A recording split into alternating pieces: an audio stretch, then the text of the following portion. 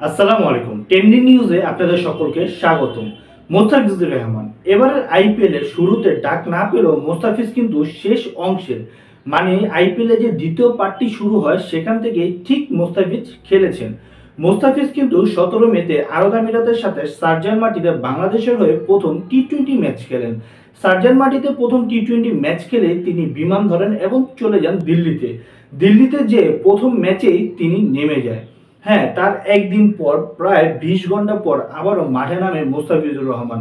যদিও সেদিন উইকেট পায় নাই, তবে তার ইকোনমি ছিল বেস্ট ভালো। অন্যান্য বোলার থেকে কিন্তু মোস্তাফিজের ইকোনমি এবং মোস্তাফিজের ডেডিকেটেড ছিল খুবই ভালো। তো চলুন শুরু করা যাক মোস্তাফিজুর রহমানের এইবারের আইপিএল যাত্রাটা কেমন ছিল তা নিয়ে। মোস্তাফিজুর রহমান আইপিএলে যোগ দেওয়ার পর দিল্লি 3টি গেম খেলে, আর এই 3টি ম্যাচে মোস্তাফিজ সুযোগ পেয়ে যায় সেরা একাদশে। মোস্তাফিজুর রহমানকে মিচেল স্টার্কের রিপ্লেসমেন্ট হিসেবে দিল্লি কিনে নেয় 6 কোটি রুপিতে।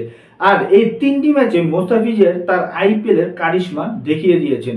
এই 3টি ম্যাচে তিনি বল করেছেন 12 ওভার। এই 12 ওভারে তার ইকোনমি ছিল মাত্র 8.2। তিনি চারটি উইকেট পেয়েছেন।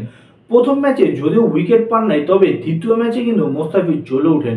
দ্বিতীয় ম্যাচে শাহিদ সুদর্শন, যিনি বর্তমান ফর্মে রয়েছেন, এই প্লেয়ারের উইকেট নিয়ে দেন।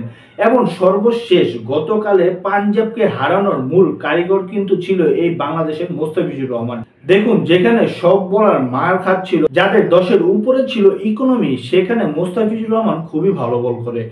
মাত্র 8.2 ইকোনমিতে তিনি 3টি উইকেট নিয়ে নেন। সর্বশেষ 4 নম্বর উইকেটটিও কিন্তু মোস্তাফিজের দখলেই ছিল, তবে মোস্তাফিজের ভুলের কারণে ক্যাচ সেখানে তিনি মিস করে ফেলেন। তাই তিনি 3টি উইকেটে সীমাবদ্ধ। তবে সবচেয়ে থেকে বেশি অ্যাঙ্কারি রোলটা কিন্তু পালন করেছিলেন এই মোস্তাফিজুর রহমানই।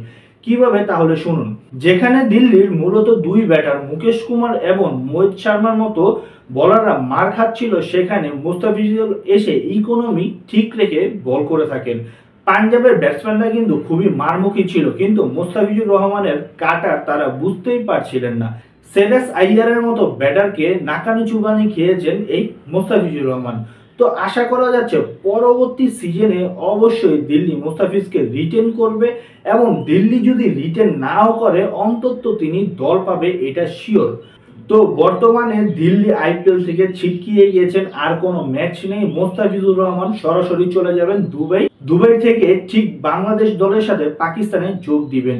পাকিস্তানের সাথে 3টি টি-20 ম্যাচ রয়েছে বাংলাদেশের। আশা করি টি-20 ম্যাচগুলো তার খুবই ভালো কাটবে। যেভাবে আইপিএল এ পারফরমেন্স করেছেন, ঠিক সেভাবে পারফরমেন্স আমরা দেখতে পাবো পাকিস্তানের বিপক্ষে।